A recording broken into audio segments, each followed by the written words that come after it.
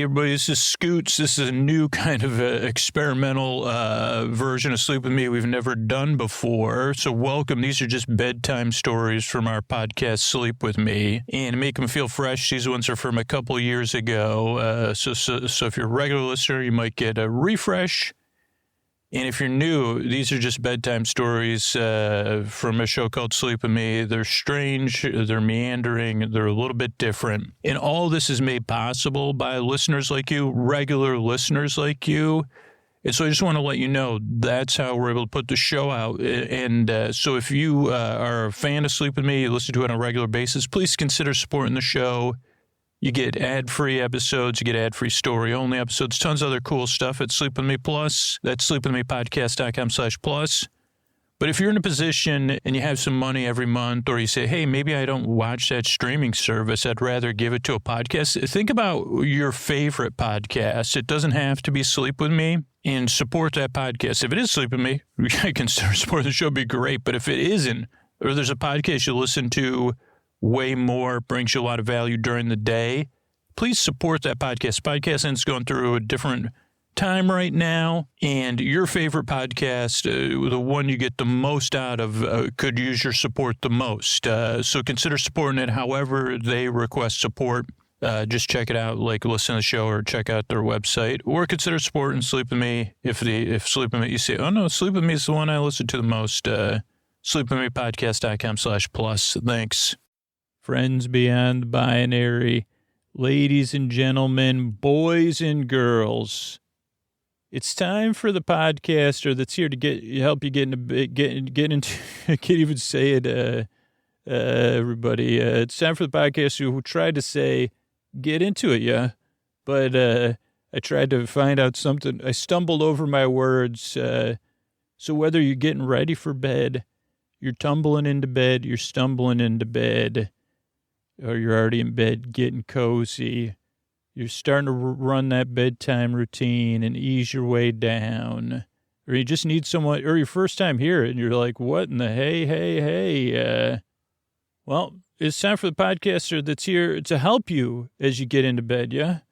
It's time for Sleep With Me, the podcast that puts you to sleep. Hey, everybody, this is Scoots. This is a quick message here. If you get a lot out of Sleep With Me, if you're a regular listener, you like these new things we're trying out, like the story-only version of the show. If you're new, don't worry about any of this. But if you're a regular listener of Sleep With Me, or you're a regular listener of any podcast, if you have a favorite podcast, and it's not Sleep With Me, that's totally cool. If you have podcasts you listen to way more, or you get way more value out of, I totally understand that. Consider supporting that podcast. Podcasting as an industry is kind of going through a weird phase right now. Direct support from listeners is going to be, it seems like it's going to be the future of most shows. And so consider supporting the podcast you really love. And you could do that. You could find out, you could listen to the show and see how they ask to be supported. Or reach out to them and say, hey, how can I support you? Or if you can't afford, a few dollars a month, you say, hey, how else can I support you? But if Sleep With Me is the one, Sleep With Me Plus is the best way to support Sleep With Me. Sign up for Sleep With Me Plus. Not only you get unbelievably sweet, different ways to listen to the show, but it's a huge help for us to be able to do stuff like this. But yeah, think about what your favorite podcast is, and then go ahead and go to their website, or if you already know how they like to be supported, support that show. Thanks and good night. All right, hey everybody, it's Scoots here. This is our episodically modular series. It's pretty new. So new, in fact, this is for the second episode, but I forgot to record it. So now I'm recording the first and second episode ones back to, or the second and third episodes back to back, because I'm recording the third episode tomorrow. But this is so far an episode 2. In episode 1, what's an episodically modular series? It's a bedtime story you could fall asleep to, but the nice thing is it's a story. You could listen to them in any order. They're related, similar characters you could get familiar with, and comforting and stuff like that. But, if you say, I like some interconnection. But this way, if this is your 5th episode, you say, oh, boy, these are prequels. or, related. You say, this is like one where you saw a movie and then you saw like a limited edition series, this episodically modular with a touch of seriality. It does it just fine by me. And despite some confusion on my part about what this was going to be titled, it is about big emojis and big ones, but it's really about the spice friends. Now, not the kind of spice they have on Arrakis. You say Arrakis, I say Arrakis. So let's not make a ruckus about it. But so what's the series about? It features two characters right now, two main players. They're working together, so don't worry, they're not in opposition. What you would call President Willow Smith. She's kind of president of the world, more or less, or the head of the cooperative nations. And she's been doing this just fine, trying to manage the cooperative nations of the world. Cooperations or something. And President Smith, she had been vice president of the United States with her father, and then, life changed, but now she's once again president, this time, or head of the cooperative nations. She's a great leader. Also, we have an astronaut that had just returned to Earth. Thus far, only known as the astronaut, I believe, and the astronaut had left Earth many, many years ago. Not that different of a timeline than when we're talking now, I think. Maybe a little bit after. Well, this is not a fact-based report, but the astronaut went to another place called Planet Zipper in search of answers because our world had been dealing with these big ones. And when I say big ones, you've probably seen them in movies before. Big beings walking around, stomping on stuff, putting their hot breath on things. Some are lizards, some are dragons, some, other beings, mammals even. And they caused a big ruckus here on Earth, and pretty unpleasant. But then the people of Planet Zipper, well, one, they got them all on an island. Big One's Atoll, they called it. And then the beings from Planet Zipper, somehow from outer space, they put all of the big ones into hibernation. Now, meanwhile, this astronaut was headed to Planet Zipper to figure out how does Planet Zipper deal with big ones. Ends up it's an intergalactic type problem. And so the big ones have been hibernating for some time, but they're getting close to waking up. And so, obviously, as our planetary leader, Willow wants to say, what are we going to do when these big ones wake up? We're waiting for this expert from outer space to come, from Earth, that went to outer space, come back after consulting with Planet Zipper and give us the info. But so far, the info they returned with was like, hey, we got to make a children's show, and just trust me, we're going to manifest a solution, which to a president, who's accountable to, I would assume, voters or something, or some sort of election or, process to become the leader. She said, well, I'm looking for more of a clear-cut solution here. We've got these giant beings that are going to start walking around on stuff again. And we've never found a way to deal with them other than with extreme measures. And even then, it didn't work so hot until Planet Zipper put them all to sleep.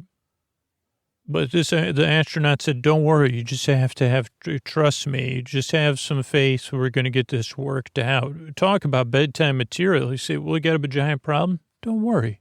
It's all going to work out just fine. So I guess on this episode next, we're going to find out how fine it'll work out. With another episode of Spice Friends. And here is our Hollywood announcer, Mr. Antonio Banderas.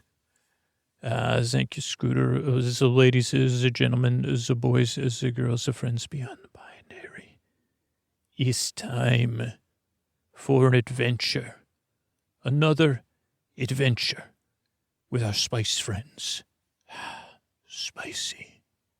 Oof, Antonio, I mean, that could be, call a chip company or some sort of company that you're hired. I mean, because you probably, I wonder if they would pay me and then I could pay you.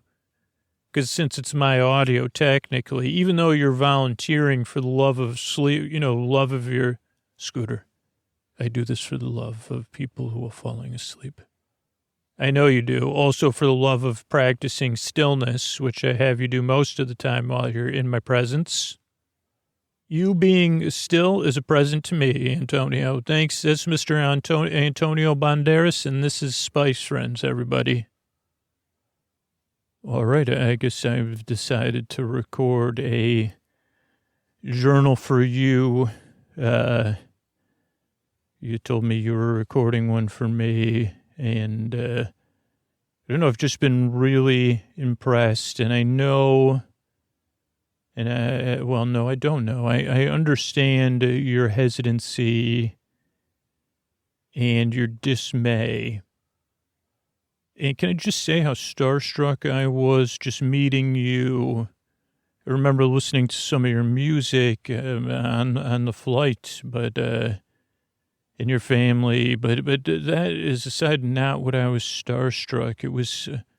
something in the way you carried yourself, in your eyes and in your face, your determination, your focus. That's where your dismay came and your disbelief because of your driven caring.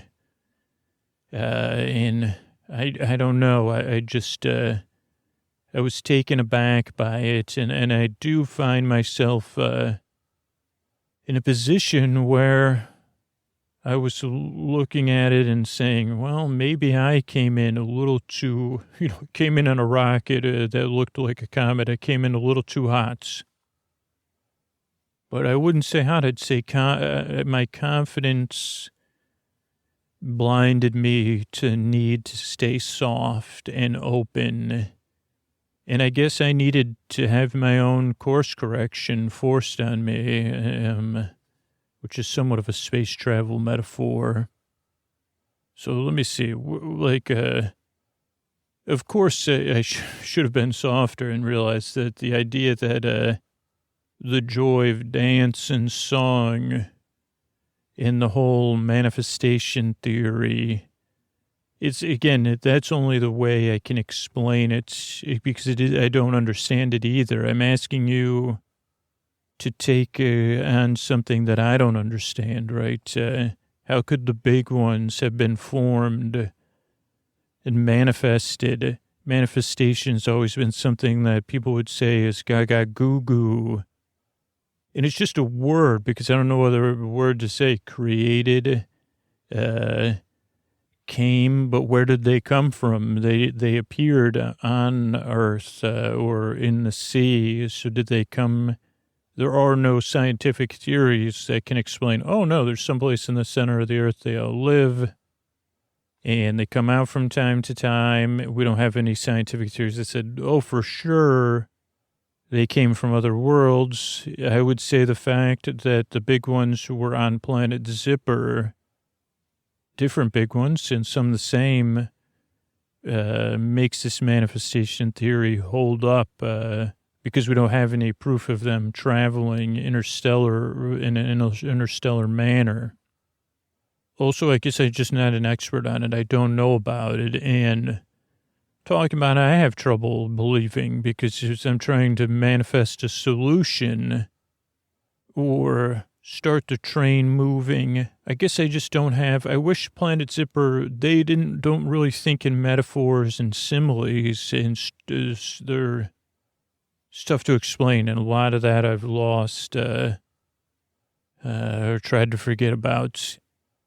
So where are we? I asked you to trust me, and I don't think you're sure about that. I don't think you do. And I was confident that you would come around and that you would see very quickly, I would quickly deliver results. And I also thought we'd have a little bit more time together. And again, I also had to catch up with everything that was happening with the companies we established through the Planet Zipper plan. And, so where should I start with this journal? Just in case you're listening or anybody else is listening, maybe they need to hear my side of it right now. I guess I'm unfocused, and I guess that's okay. Of course, who wouldn't be? This whole thing's about saying yes, right? Saying yes to your doubt, saying yes to my doubt and my mistakes, and now saying yes to the fact that I just feel a little bit fogged out. So what I can counter is like we met. I tried to convince you to set aside the how. We know the why, save the world, but the how and the why of that how, or the like those hows and whys to set aside, and it's probably asking a bit too much. And so the next thing was to start a test. I met with the writers. I met with the team who also had no idea really what was at stake, other than this launch of the first show. And that, so they were a bit confused. Now I did, but they said, okay, why wouldn't we have the astronauts be a part of it? And then there was a lot of debate in the room. And again, these are some of the top writers and show. It was an amazing team that was put together. And I have done, being an astronaut is collaborative. It's a different type of collaboration, but on Zipper and on the way back, I was preparing for this. So there was debate of whether I would appear as myself or as the astronaut. And again, I thought that was a bit of a distraction. I said, it's okay. We'll figure that out. But the primary objective with this new launch of this new show, again, Planet Zipper and the ability for you and everyone else who funded this, it was going to be a very popular program. We would have to deliver to sustain the audience, but the marketing had already been done through the serials, through other, we were set up. We had a built-in audience ready to go. An audience of children and parents, but that's the audience we were aiming for. And, I'll be honest, in recording this, there were some setbacks, and they were setbacks that I caused as the leader. And, we had our goals. Again, and the show was supposed to be evocative of a spirit of play where children feel safe to play freely, right? Where they have fun, where children have a shorter memory. They scrape their knee. Ideally, they feel those feelings, or they metaphorically scrape their knee. And they move on. They let things go. And a lot of the work, again, was a great collaborative effort to kind of help the children understand what it means to fully feel and all those things. And again, the timing was right with this project. And the mission was right because it was an intense time to be a child or a human being. And again, while the executive team was tracking things, they said, yeah, there's a lot of adults that get a lot out of what we're building towards. And this also added to my confidence initially. After our first conversation, my confidence went down a tiny bit, but then seeing all the amazing people we'd be working with and hearing the excitement, hearing their excitement to be working on this at such a time, all that, and And again, we also had, we were also aligned with some of the backup plans. And I didn't think we'd need to do them. And, the backup plans of, that you've been working on, which we'll talk about. But I guess any backup plan can't prepare you. Even I traveled to another world that we didn't even think was possible and returned to Earth. I'd seen things that I couldn't even explain. But nothing can prepare you for when the things start to come in from the reports start to come in of stirring on Big One's atoll. And, that was kept very close to the vest, but it quickly spread. And, of course, those were constantly false reports and true reports, but this one was finally true. And then it was determined that moth breath was the big one that was stirring, which was not on anyone's radar. Moth breath was always kind of one of the big ones that people, I don't know, they say, well, it's just moth breath. Of course, people that experience moth breath, mothing or breathing have a different story, but... And the fact that was who was awakening. And again, you came back to me. And obviously, it was a time when everything was on edge, the whole world. And we were working on our first test rehearsal with a real audience and a virtual audience of members of a kind of like what you would call like a street promotion team and our membership clubs. And we were doing a live rehearsal. We'd already had a few rehearsals. And everyone was again excited. We were going to lay out this first episode with the joy of dance and song. We're going to lay out this first dance with this first, well, I guess I'm getting ahead of myself because I'd already got ahead of myself. I told all the tracking teams on your team that you'd given me access to all of the staff that reported to you, but you said to report to me as well. I said, watch that equipment, seismic, whatever UHV or whatever other signals you were watching. I know you're focused on Big One's atoll, but focused on the whole world too. And, they explained to me, okay, well, we have these baseline readings, so anything outside of the baseline we'll be ready for. What are you expecting? And I said, probably a blip. And they said, even a blip we'll notice. And I said, well, what about if someone, drops like a heavy weight? And they said, that's in the baseline. And I said, so something outside of the ordinary would and they said, yeah, something they said, what are you thinking? I said, well, what if there was like a big one somewhere we didn't, and then that distracted them. But I said, that we didn't know about or something. And they said, yeah, don't worry. We'll be watching the equipment. We'll be watching the tests, live feeds from the entire planet. Any readings will have results. If a person sneezes in Siberia, it's in the baseline. But if it was like a world record sneeze, we'd know about it. But we'd know about it, and then we'd be able to compare it to previous data. And we'd know, oh, okay, that's just a... And I said, really? And they said, yeah, we overlay all the testing. And I said, okay, I'll trust you. And they said, you can trust the data in this case. And I said, but isn't it abnormal times? And they said, well, we've been tracking. They said, yeah, we've had this... this isn't very new. We have some new technology. Most of this is technology that's been around for a long, long time. And then one of them patted me on the shoulder, and I said, okay.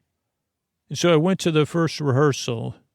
And again, this was a smaller audience. We had another rehearsal set up, and we kind of ran through everything that the team had worked on based on the instructions from Planet Zipper and my instructions. And we were just kind of doing a teaser. We weren't doing a full run through of this portion of the episode or the show, but just the beginning of the dance, which was this welcoming motion that, again, everybody could participate in. A few simple steps, just like you were welcoming someone into the room. And what you would do with your eyes, how you would make your face look to make them feel welcome, how you would open your arms and then back, go forward, then back up to welcome them in, to let them know you see them and you're happy to see them, to say, not just with your eyes and your body, but with your heart and your song, welcome. Come on, like that was all you were saying, and that's all we were singing. But that there was more layers to it, of course, and that you could use other words. And again, they were translating those internationally. To say, hey, how can I say welcome? You're special. Welcome, I see you. Welcome, you have value. Oh boy.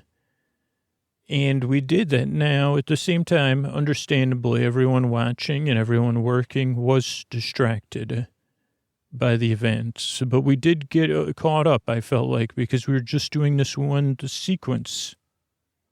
And they called it the welcome sequence, because I guess that's one of the ways I talk. And we rapped, and everybody felt some relief, and there was a lot of body language and connectedness and audience, the adults and the children, physical closeness, because I think it had a bit of an escape and a catharsis. And now, unfortunately, as a catharsis, we had to return to the real world after. But again, we talked about that, and I ran down to get the test results, and there was none.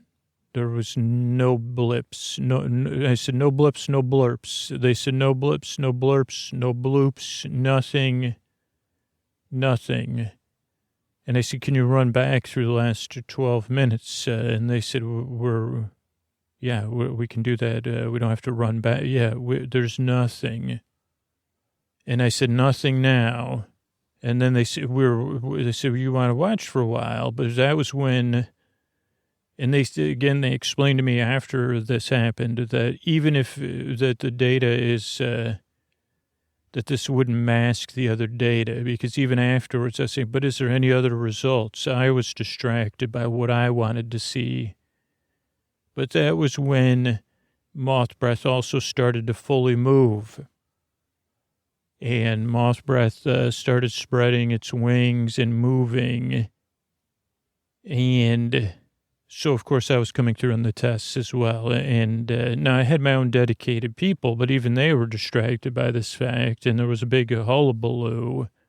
But they also told me there was nothing else happening in the world that was outside of the mean or median or mode. I don't know.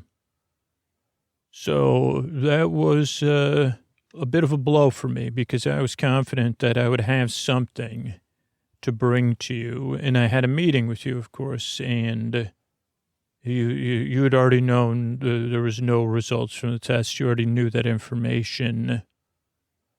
And I could see on your face you had bigger concerns, because it almost like you had already moved on from my project. You weren't shutting the project down, but you were saying you had moved on to other solutions. And the current plan and the debate worldwide was, there were concerns. You had concerns, and not just about Moth breath, but how other parts of the world, the Indies and, the non-CN collectives were going to act. Because there was constant battle over, well, how do we approach this, offensively or defensively? And, or do we send Moth, when the first big one comes, will someone try to use that to send Moth breath somewhere by planting something. And should we look at like these big ones, like weather patterns? People had already left a lot of the big cities, but not entirely. And, people say, okay, well, we could just temporarily hide underground. Well, what if it's so? I don't know. That was the current plan, I guess, but was, all coming real, but also distant. Again, big ones, atoll. We all knew how fast moth breath could fly. And while we were in our meeting, moth breath started to fly. And you had given me clearance. So then when they came in and said, yeah, how did this start? Why moth breath? That was another concern. What would be next?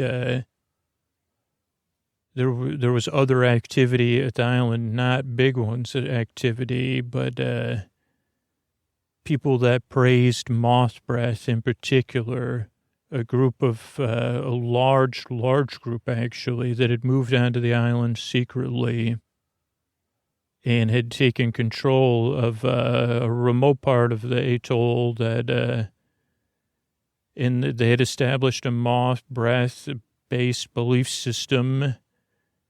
And it was believed already at the time. And I guess the strange thing was that they were doing some sort of welcoming type song and dance for moth breath. And it was very religious in a sense. As they were praising and welcoming moth breath and chanting and singing. And some of this leaked out to the news, and so then it created another level of public interest and concern. And moth breath started to circle Big One's atoll, and everyone was watching and saying, well, which way is moth breath going to turn? Why is moth breath just circling? And meanwhile, you sat me down and you asked me a very straightforward question, like, there's no secret device. You don't have a serum. You don't have a device. You just have this belief that this is going to work. Please tell me there's a secret serum or secret device. And I said, there's nothing. No, not even a talisman. And I said, is it talisman or talisman? And you sternly said, there's a big difference between an actual serum or device and a talisman. And I said, I understand that, but I don't have any of those. All I have is my belief that this is going to work. And you said, but it didn't work. And I said, well, it's just an initial test. There's something missing. And I think it's just the audience. And you said, no, you don't believe that. And I said, you're right. There's something else missing other than the audience. But it's there. It's not it's a piece that's there that we can't. I said, this is part of the process. You wrote music. You're a creative person. I said, it's just a matter of finding it. We have an amazing team. Incredibly creative people, incredibly focused. I mean, everyone's distracted too. But that's all a part of it. I said, we're going to figure it out. We're going to get to the bottom of it. We're having another rehearsal with slightly a larger audience set up. And you said, it's pointless though, because no one's going to pay attention. And I said, people will. They love. I said, the marketing, the characters, the connection, and the desire for joy and dance, it doesn't stop. Come on. And I said, I'm sorry, because I know you have a lot more on your plate than I do. So just don't worry about it. It's almost like I wanted you to believe so that I could believe or something. But I guess I had to protect you too. I said, well, why don't you just let me take care of this, and I'll trust that it works out. And you again kind of sternly said, yeah, well, that the whole world was waiting for you to return from Planet Zipper. We were promised a solution. And I don't know. And I said, none of us know. I said, it's okay. None of us know. It's not easy. I don't even know. I just trust that this is going to work out, and I don't even know how it's going to work out. And I said, I've got to go. And you said, okay. I mean, I don't think we left it that way. It was a little bit more. You had to take calls from the world, you know. So we had our second rehearsal, and we were getting ready. And we were going to lay out a little bit more of the dance, you know, welcome. And then the next part of the dance and the song that says, hey, you're important to me. I see you. I'm glad to see you. And, oh, I see something else is going on with you. Like I see you fully. That part of the dance was important. And again, it could only be expressed indirectly through dance and song, right? We couldn't, I guess I'm sharing this on here, the on the nose things that the dance and the song could accomplish without saying. But that was the goal of the steps, and even what was supposed to be in the minds of the performers, and that would again be reflected and translated, I guess, I hope, to the hearts of the children and their parents and their families. Hey, welcome. And even some of us were joking, you know, in the last minute changes, of saying, hey, well, can we do this for Moth Breath? And that kind of tore apart the room a little bit, but it showed our looseness that it just tore apart in the moment of debating about it. Because, I don't know. And I decided to watch up in the production room, I guess because I wanted, I had them set up a station for the person running the tests, and I wanted to see the tests at the same time that were tracking in anything in the world. And then as we got closer to getting ready to roll, that's when Moth Breath's behavior changed. And Moth Breath started using Moth Breath's moth breath, which was like a silk breath, to seal up all the other big ones, one by one, sealing them in silk, and everybody being dismayed, you calling and saying, is this you? And I said, no. There's no theories that say that we can control the behavior of the big ones from Planet Sipper, or that this project, you kept calling it big emojis. And again, that was anyway. But big emojis was just one of the terms on the show. So everybody was a bit elated and confused and a little bit concerned. And again, then scientists are being called, well, okay, what does this mean? Like, will this wake, we don't know what Moth Breath's trying to accomplish. Maybe it's a quest for dominance. This could mean Moth Breath's going to stay there. And this could extend their hibernation. Because, again, they'll be wrapped. It'll be a bit like swaddling a baby. Then, there's counterpoint type stuff. But I think a lot of the feeling everyone was feeling was that it was a combination of surprise, elation, relief, and hope. Maybe Moth Breath's a hero, even people started to posit. Maybe these people were right that were praising Moth Breath. Now, meanwhile, not every human being or leader was acting in the same way you were. So there were people trying to use this to their advantage. And one particular group had sent out a ship full of material that would attract a big one.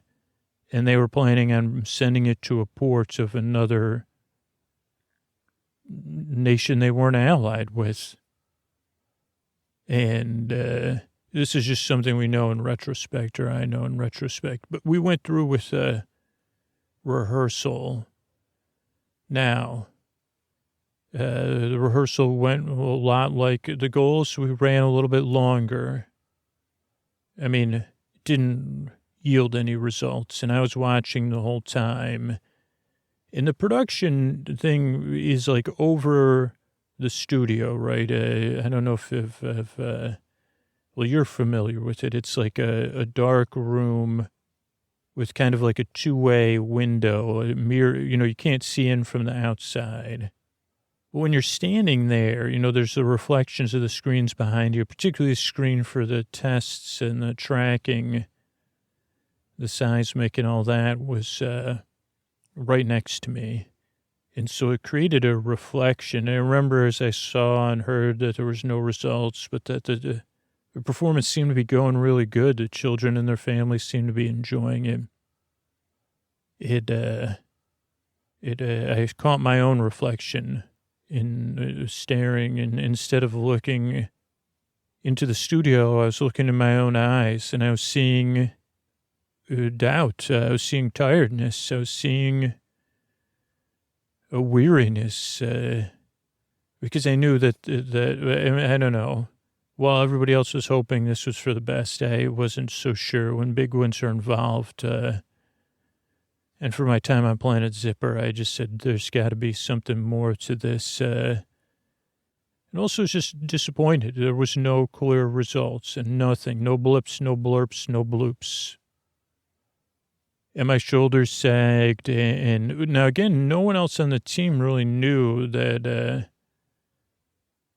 they might have been confused, or they thought that because I was the astronaut, I was concerned with Moth, Breath, and Big Ones Island. They never made the connection that, they thought they were just doing their job, creating something fun for everyone to enjoy. Like that is, the goal of people creating stuff sometimes. Or one of their goals, and they were succeeding, but again, it wasn't quite there. And not only did I know it, the team knew it. They didn't have the same. So we met again, and we went over how did the rehearsal go. People could see I was down. And, they said, don't worry, we'll get to the bottom of this. And they were brainstorming, and you called me. And I said, I have to step out and talk to the president of the world. And everyone had a laugh. But they knew,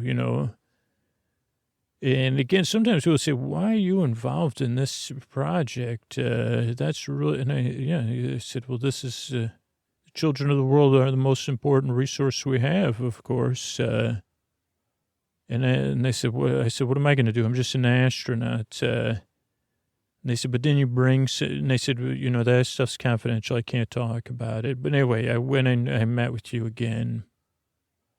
And we talked, and you said, you've been following what's happening. I know there's no results from your tests there.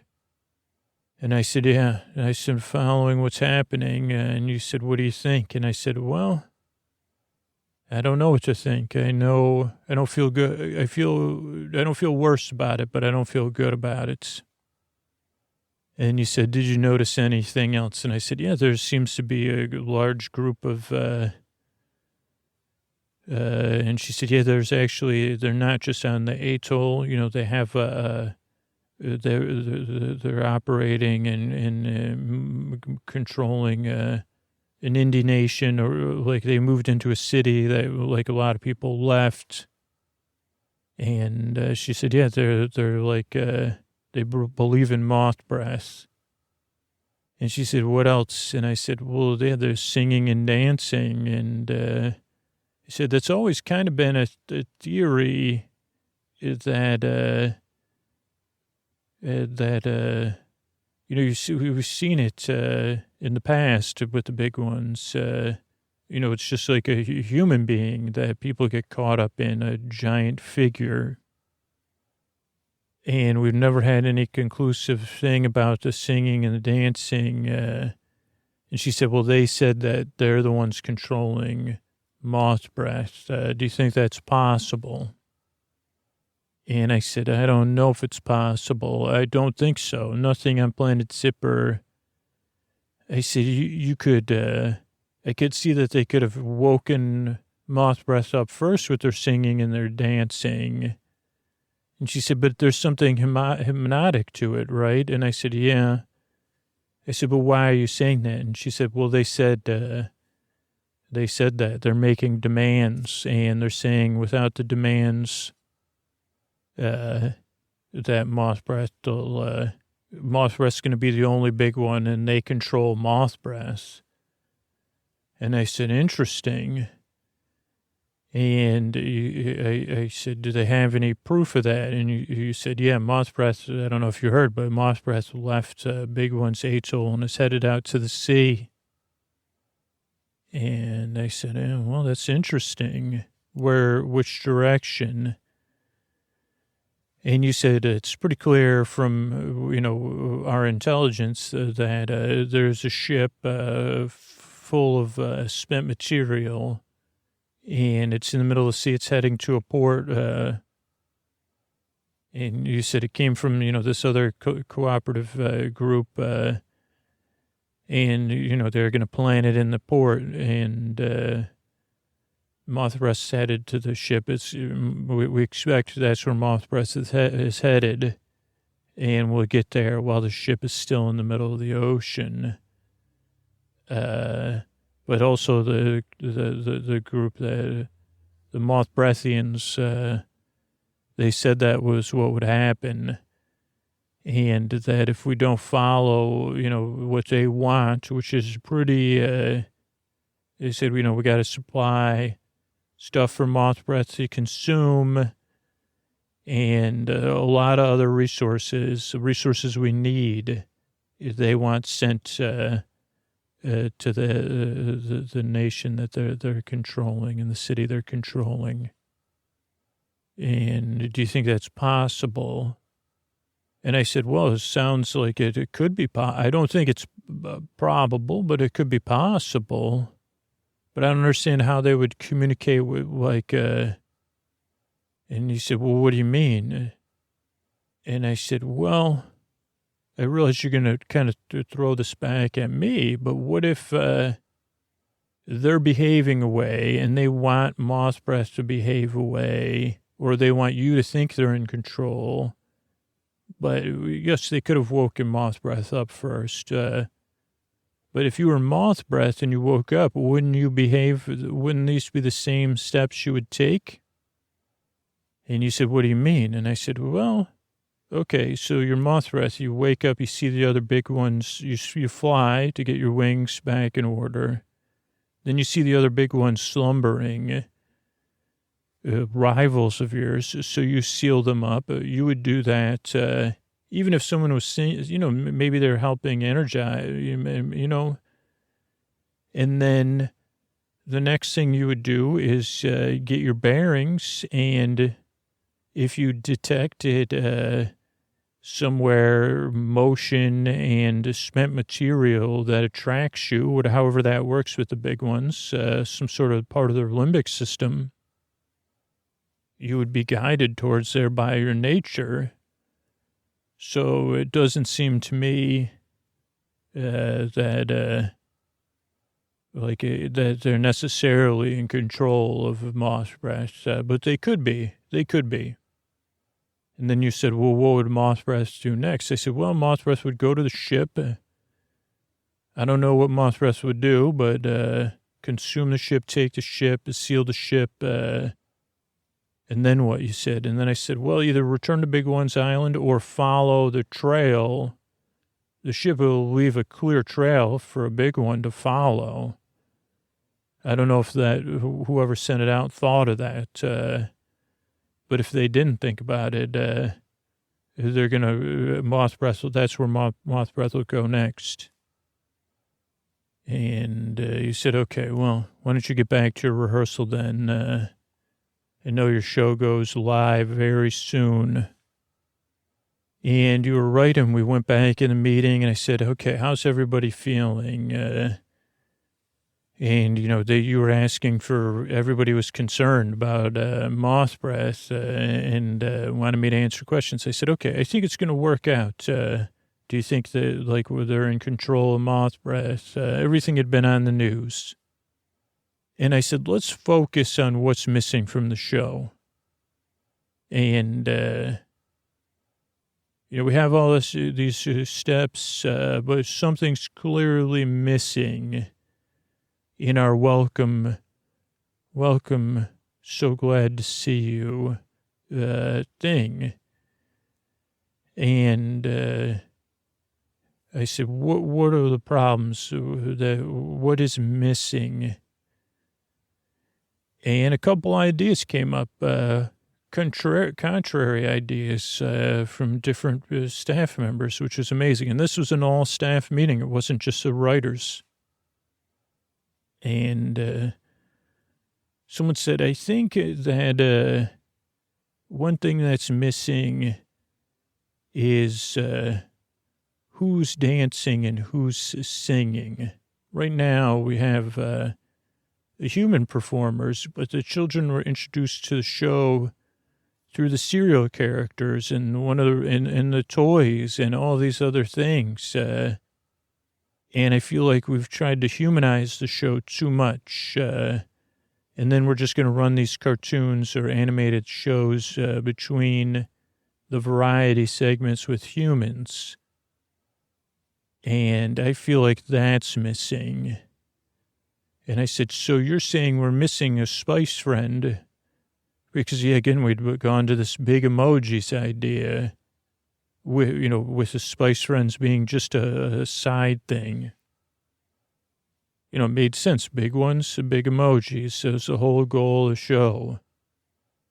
And then I thought about looking at myself, and I said, wait 1 second. Give me a second here to process what you're saying. Everyone process what she's saying for a second before I step on it. And then we can ask more questions. And I know there's someone else with a pending idea. But yeah, I was thinking about looking at my own eyes and looking through to the audience at the same time. And I was seeing my tiredness. And I was kind of seeing beyond it too. And I said, okay, I hear what you're saying. So we're missing one of the Spice Friends. And you said, yes, we're missing one of the Spice Friends. And I said, yeah, now we just got to figure out if the Spice Friend is the one seeing or being seen. And you said, yes, this writer did. And then someone from another department said, whoa, wait, I hear what they're saying. But what about what everybody's seeing right now? And I said, what's that? And you said, moth breath. And you said, oh, okay. What you're saying is, okay. So everybody is seeing moth breath in their thoughts, in their minds, their feelings, their big emojis about moth breath. But we're just talking about the feelings. So we're both being not metaphorical enough and too metaphorical is kind of what you're saying, if I'm correct. Like we're not talking about the moth breath in the room. And we started to brainstorm. Okay, so what Spice Friend should be here? What are the characteristics of the different Spice Friends? What is the best Spice Friend to be there?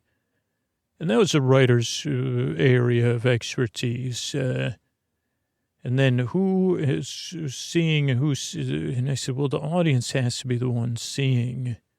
They're dancing and seeing. And he said, oh, okay, you're right. Because I said, we went back and forth. Should the Spice Friend be the one leading the dance and being the one we're seeing things through the Spice Friend's eyes?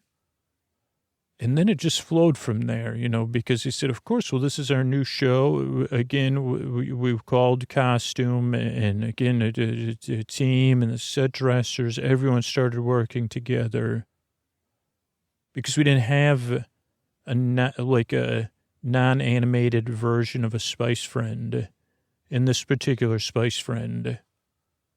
And we said, okay, so we're working on that. So we're dancing and we're welcoming the Spice Friend, just like a natural process of we're rewriting the episode.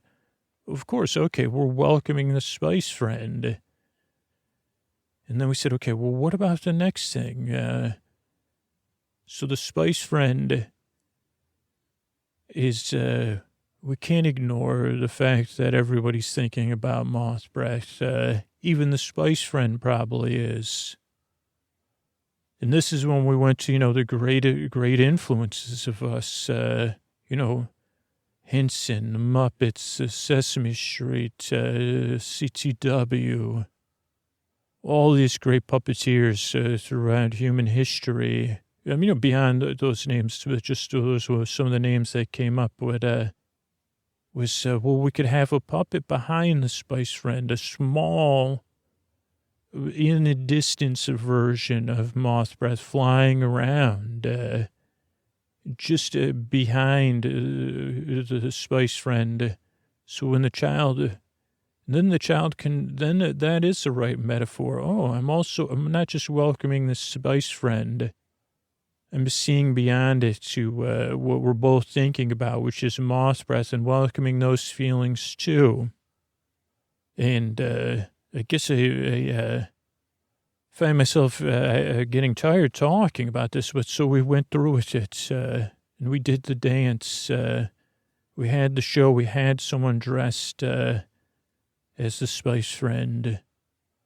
I mean, we just finished. I'm waiting here. That's why I'm recording this, is to try to distract myself. I feel so tired because I'm waiting. I sent the tester out. I said, I'll contact you afterwards. Now, meanwhile, as we were getting ready to air, Moth Breath was getting closer and closer to the ship. And so we decided to delay. And then Moth Breath picked up the ship and headed, as I had predicted, towards this cooperative group that had sent the ship out. But that would take a while. So then we went to air.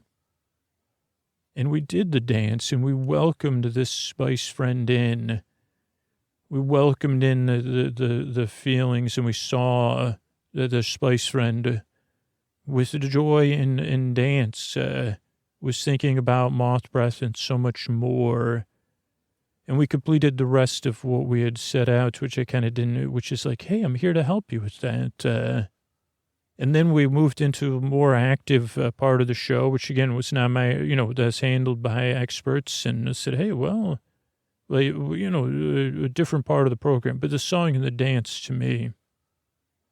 And as that in the animated portion afterwards, which was unrelated, which was pre-produced, but it featured this Spice Friend, in an adventure, the one we had welcomed in. Well, and it was an adventure with similar feelings and those kind of things to explore and explore being. But anyway, it went great. Everybody loved it. Everybody loved the dance quickly. We were seeing people posting versions of them singing and dancing. And maybe some people were getting confused with the heroism, that Moth Breath was a hero, because not everybody had the whole story. Now, meanwhile, even people in this other affiliated group, there's people there, and, it wasn't their fault that their leaders had sent this ship out. And now Moth Breath was approaching with this ship. Quickly, everybody figured it out. And they had the same feelings the other children of the world and the parents and the adults of the world had. And that's when I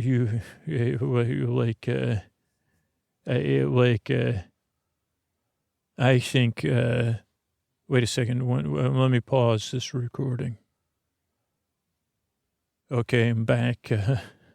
I guess I'll stop recording, but there's reports that rising from the sea is there was a blip, there was a bloop, and there was a blurp. That was the first report I got.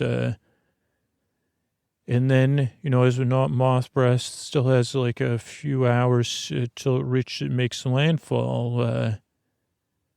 Rising from the shores of this other this other country full of people is a giant, smiling, cinnamon stick being.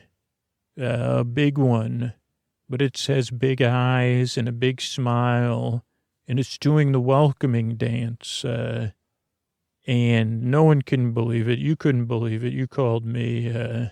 We don't know what's going to happen next, but we know that it worked, that we manifested our own spice friend. And I can, of course you're like, well, what if the spice friend turns around and starts stepping on the city? And I said, well, then we'll we won't do it again. We won't be in that. Maybe I said, oh, that'd be unfortunate, but I don't think that's going to happen. I think the spice friend is going to wait and deter Moth breath and help everybody. But everybody already feels a bit better because they're doing that dance, and they're saying, welcome. I see you. Got those feelings about Moth breath. I can see that. I'm dancing here to welcome you in and singing to you because I know how it feels, and I'd like to help you. So I'm going to try to rest while we wait for landfall, and I'm sure I'll be recording an update soon. Thanks for listening. All right, I want to thank everybody who became a patron recently. Thank you so much. Thanks, and good night to Gary, Not Jim, and Nikki. Thanks, and good night to Scott, Dave, and Angie. Thanks, and good night to Brandy, Hannah, and Nicholas. Thanks, and good night to Ashley, Woozy, and Peter. Thanks, and good night to P337R, Liza, and Sam. Thanks, and good night to Ed, Carolina, and Michelle. Thanks, and good night to Joanna, Emily, and Janice. Thanks, and good night to Sally, Michaela, and Connor. Thank you. Thanks. Good night to Jennifer, Caitlin, and Allison. Thank you. Thanks. Good night to Kristen, Brandy, and Kayla. Thank you. Thanks. Good night to Johnny, Heidi, and Teresa. And thanks. Good night to Hannah, Jennifer, and Nick. Thank you. Thanks. And good night, everybody. Real reason I thank those people are because I'm really thankful. Like, the show is able to be free for everybody on all platforms with all the extra content we have in the feed. I think we're getting close to 400. I think the last time I looked was 370 maybe, which is really cool. And that's because of the people that support the show on Patreon and who support the sponsors. So I really appreciate all the support. You can also support the show for free. Join our referral program. Spread the word about the podcast, sleepwithmepodcast.com/refer. And, adding the episodes back in the feed has been one of my goals. And these sleepy end of the show sponsors are part of that. Thanks and good night. Hey, everybody, this is Scoots with a tuck you in message here for our bedtime story podcast. We're trying out, and I kind of said this, free way to support Sleep With Me and bedtime stories from Sleep With Me is join our referral program, sleepwithmepodcast.com/refer, R-E-F-E-R. You get rewarded for introducing people to the free version of Sleep With Me, including access to Sleep With Me Plus. But most of all, just think about what your favorite podcast is or one of your favorite podcasts, and then support that podcast. It doesn't have to be Sleep With Me, but just to support your favorite podcast, because they could use your support right now. And if you decide, Sleep With Me is actually my favorite podcast, well, wow, blushing, seriously, even though it's imaginary here in this context, and support it at sleepwithmepodcast.com/plus, or listen to a show you love and see how they want to be supported. Thanks.